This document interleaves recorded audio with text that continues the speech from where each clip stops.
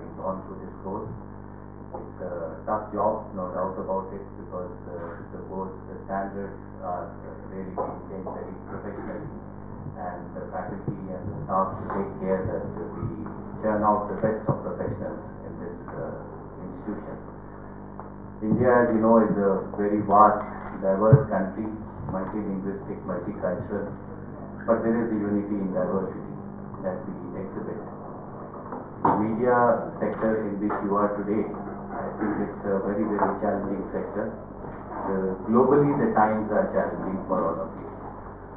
What I have observed in the last 1.5 years, 2 years of my being in Ministry of Information Broadcasting, that every day new challenges are emerging, new opportunities are also emerging, and there is a sense of responsibility, accountability that is bestowed on all of you.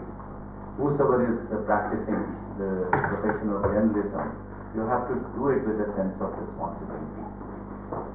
We can think of various ways in which we want to conduct ourselves, but you have to also see that how is the society benefiting from you?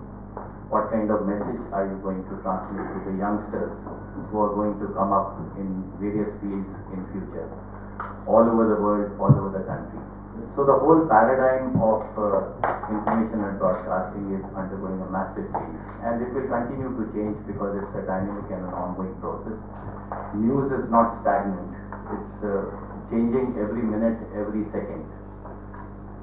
The print media, we have seen that the growth has been of the order of about 7 to 8%. Some people thought, maybe with the explosion of television, electronic channels, internet, people would stop reading newspapers, but I don't find it like that. Our experience is that the people still want to read a newspaper in the morning. When you get up, you want to see something in hand. So they like to see the newspapers. Similarly, as far as electronic channels are concerned, in India, there has been a phenomenal growth, approximately 800 channels that we are operating today, and we have almost about 200 odd applications which are pending for seeking permission. So the downlinking, uplinking, and all those criteria which is followed for giving permissions to the channels, that's an ongoing process, and we look at it very meticulously on a day-to-day basis. Half of the channels are almost news and current affairs channels, remaining are entertainment channels. So the kind of content which is actually projected on these channels determines the viewership.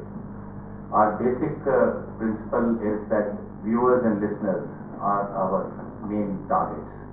We have to address the viewers and listeners and see what kind of message we are trying to project to them. It is also based on how many people are actually watching you. So ultimately what will happen is that even if you start a channel, if there is no viewership, there is no listenership to that, then what's the point of having a channel?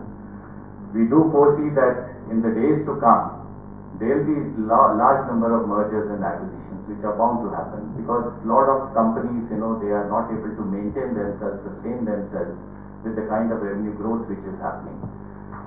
If you take care of the advertising 20 years, maybe the advertising spend would be roughly of the order of about 1% of the GDP of the country. So a lot of the companies who are trying to advertise in various channels, so they also look at the TRPs, the television rating points, that how anybody is viewing it. We are also trying to install a system of people's meters, so that to get credibility in the TRPs, we want to check that how many viewers watch which kind of channel, and accordingly the advertising spend could be attributed to that particular channel.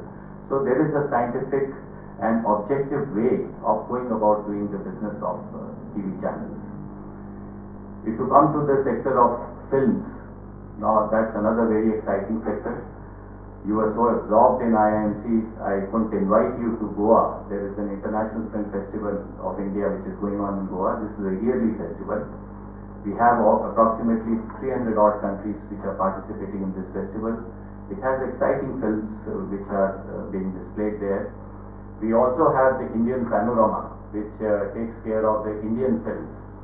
Then we also have some of the Northeastern films, because Northeast is our focus in this festival. Every year we have one or the other country as a focus country. And this year China has been the focus country. We have signed audiovisual co-production agreements with China because the idea is to learn from each other's strengths and adopt the best practices that are available. So this is the festival which caters not only to the adults but also to the children. We have a children festival which we just concluded on 14th of November, which was Jawaharlal Nehru's birthday. And Clean India, Green India was one of the themes for the festival, so that to inculcate a sense of belongingness to this whole theme, which is deep rooted in the philosophy of the present government's policy programs. Internet, we all know, is growing at an exponential growth. Everybody is having an iPad, the tablet is available, you just press the button and you get to know what the news is. So in the Information and Broadcasting Ministry, we are also trying to keep pace with what exactly is happening in the outside world. We have started a social media cell, which is called the New Media Wing, which caters to various developmental schemes, programs, flagship programs of the government, and we try to get the response from the public as to how public is liking those programs, what is the reaction to the program, and what kind of suggestions, observations, comments which are coming from the general masses. For all the government advertising, by and large, we are going to the public. The crowdsourcing has become the way of life. So 2nd October, for example, Mahatma Gandhi's Jayanti, we said that we will take the design of the advertisement also from the public. So that is how the whole program was organized. And we got some very useful, good designs from the public, because there is a repository of talent which is available outside. So that talent we must recognize, we must acknowledge, and then imbibe some of the values from that talent and capture it in our scheme of things. That is the way we look at the whole program. Indian Institute of Mass Communication is an old institution, 65 it started, and it's celebrating its golden jubilee now. And institution has one of the best professionals who are working here. We get the best faculty from outside. Now there is a move to make it as an institute of national importance, because till now we were giving only diplomas, but then people want to professionalize in the area of journalism, and there is different attributes of journalism that people might like to specialize in. So there is a move that we should have it declared as an institute of national importance, so that we can award degrees, people can pursue higher studies, they can do PhDs, they can do MPhil, whichever profession that they like, they can pursue that kind of study in that course of journalism. That is underway, and hopefully I think very shortly we should be able to have that issue in place. I am glad that you all have enjoyed your stay in IIMC. And you will continue to stay in touch with the staff and faculty. Your feedback is indeed very, very important, very critical for us to design future programs, because based on your inputs, whether it's pertaining to the course content or it's pertaining to other logistic issues which you may have faced on a day-to-day basis, we can reorient ourselves, redesign and rephrase our methodology, so that we can impart better training to the future batches which are coming up here.